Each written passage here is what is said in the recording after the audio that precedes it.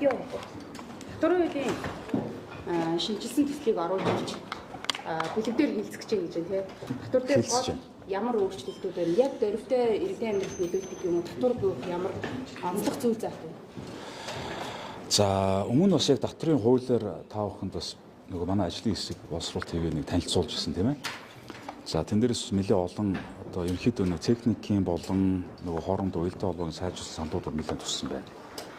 За шатал дээр бол хувийн орлогын мэдээ шатлыг бол арай багасгсан байна.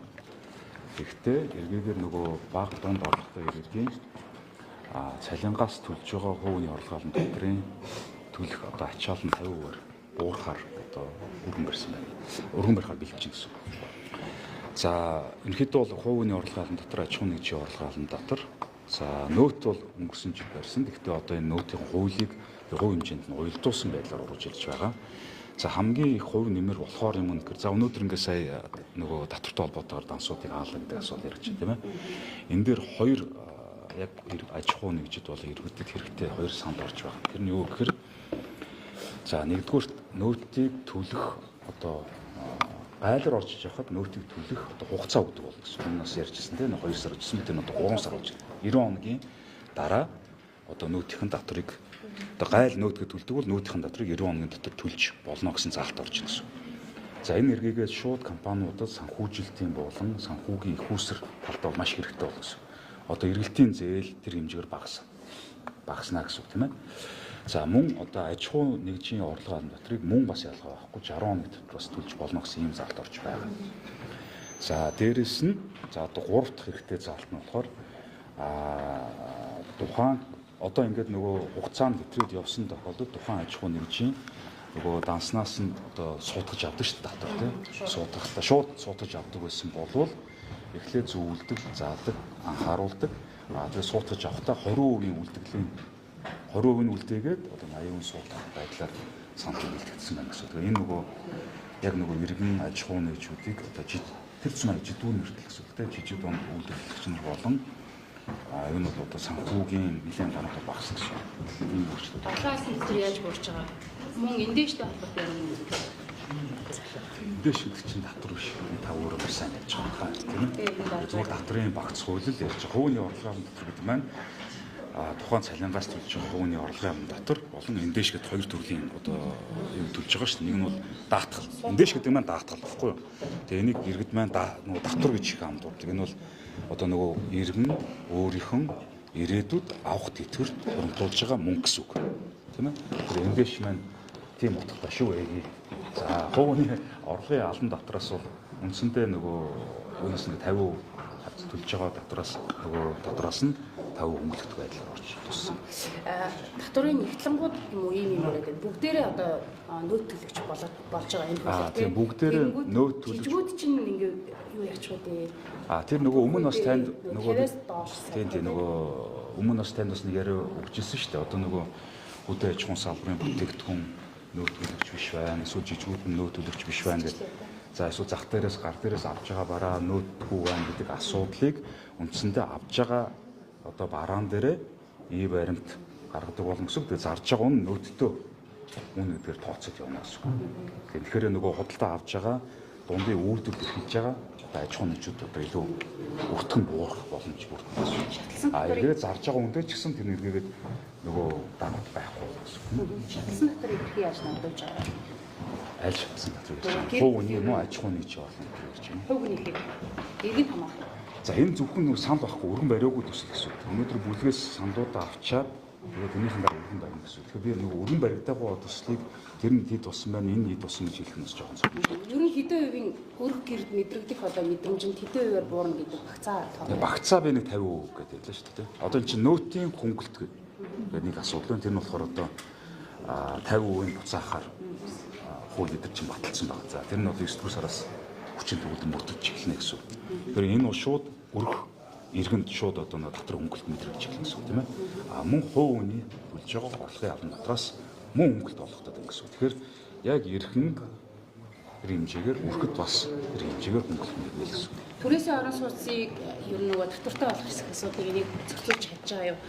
түрээслээд байраа түрээслээл ингээд нөгөө ашиг орлого олоод байдаг. За аж ахуйн нэгж түрээслээд байгаа мөртлөө орлогоо яг хоо энэ зөвхөн нөөтийн төлөгч болох ёстой болох эсхгүйгээд хоёр юу явдیں۔ За олон улсын практикт буюу олон улсын давтрын юугаар яаж явдаг гэхээр яг орон сууцны зориултаар хэрэгжилж байгаа төлж байгаа нөөтийг одоо нөгөө түрээсийг ихтэй бол нөөтгүй явдیں۔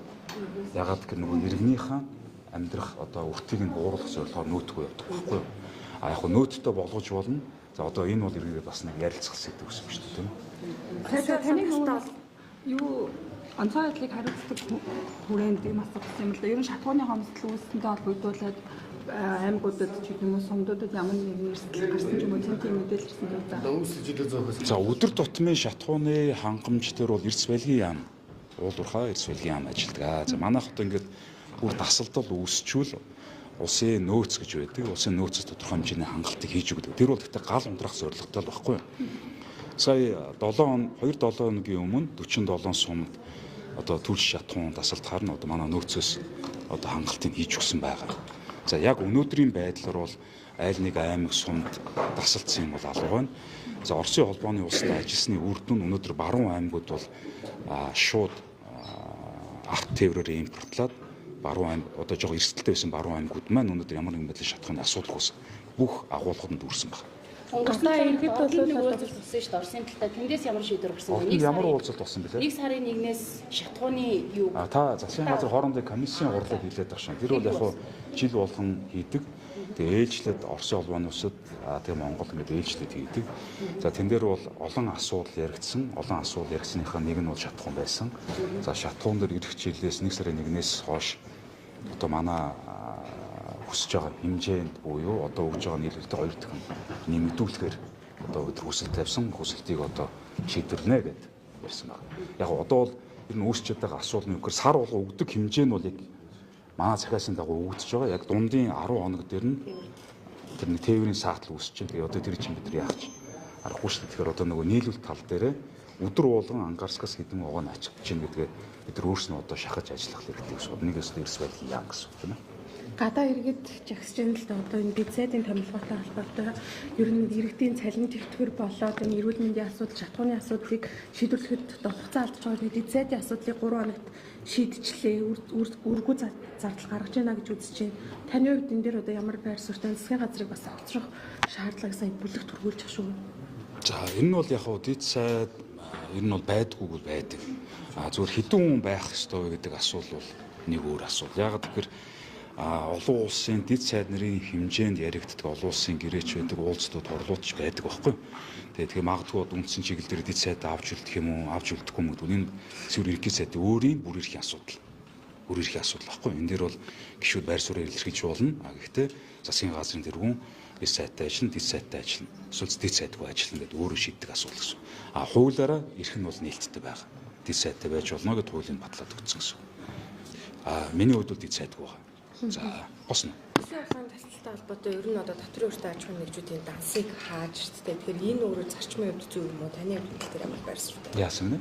Асуултч ойлгосон. Засгийн орлогын тасалтай холбоотой татврын өртөө аж ахуйн нэгжүүдийн дансыг хаадаг энэ төлөв маш олон юм штэ. Яг нь том утгаар яг эдийн засгийн өндөр макро эдийн засгт ямар асуудал үүссэн байна гэхээр 10 сараас ахуулаад төсвийн одоо алдагдал бол жоохон гарч эхэлсэн тийм ээ. Одоо нэг 10 сараас ч биш 4 сараас хойш төсвийн алдагдал хүлээгээд гисэн. За тэрнээс хойш бид нар чинь төсвийн тодтол хийсэн. За тэгэнгүүт үндсэнд бол нэлээд мөнгө одоо төсөв бол нэлээд хатуу бодлого барьж яваад эхэлчихлээ шүү дээ. За манай Төв банк болохоор бодлогын хүүгээр нэлээд өндөр барьсан явж байгаа. Өнөөдөр инфляц 8% гэж байгаа бодлогын хүү маань 12% байна. Тэгэхээр эдийн засгт өөрөө мөнгөний нийлүүлэлт нь өөрөө нэлээд бага байна гэсэн үг. Тэгэхээр яаж юм гэхээр нөгөө жижиг дунд бизнес эрхлэгч нарт одоо мөнгө олдохгүй байгаа шалтгаан олдсон ч өндөргүүтэй олдоод байна шүү дээ. Ихэнх арилжааны банкуд одоо байгаа сул акцийг бүгдийн Төв банкнд 12% байршуулчихж байгаа байхгүй юу. Тэгэхээр төсөв нь хатуу бодлого болоод мөнгөний бодлого нь хатуу явахаар энэний үр дүнд ямар үр дүн гардаг вэ? Нөгөө ханш одоо манай төгрөгийн ханш чангарч байна гэсэн үг. Эдийн засгийн нэлээд зарцаагаад ороод ирж байна гэсэн үг шүү дээ. Тэгэхээр бол яг нөгөө татврын асуудал юунаас үүсч байна гэхээр эдийн засгийн мөнгө нь багасж байгаа гэсэн үг байхгүй. Тэгэхээр одоо нэгэн төсвийн бодлого ингээ хатуу явж байгаа бол их одоо эн чинь гişүүд шаардаад, арт хүмүүс шаардаад төсөв нэлээд хатуу бодлого явуулаад эхэлж штэ. Тэгэхээр яах ёстой гэхээр тодорхой хэмжээнд бодлогын хүүгээ эргэж харах цаг хугацаа болсон байна л гэсэн. Тэгээд явчих юм бол бизнес сэтгүүлчд гараад эхлэхээр одоо нэг данс хаах асуудал байхгүй болно гэсэн. Энэ чинь гол шалтгаан тэндээ яваад байгаа. Төсөл дээр яаж тусаж байгаа данс хаахыг? Ямар төсөл дээр? Хуулийн төсөл дээр. Би түрүүн багсаа тавьсан шүү дээ.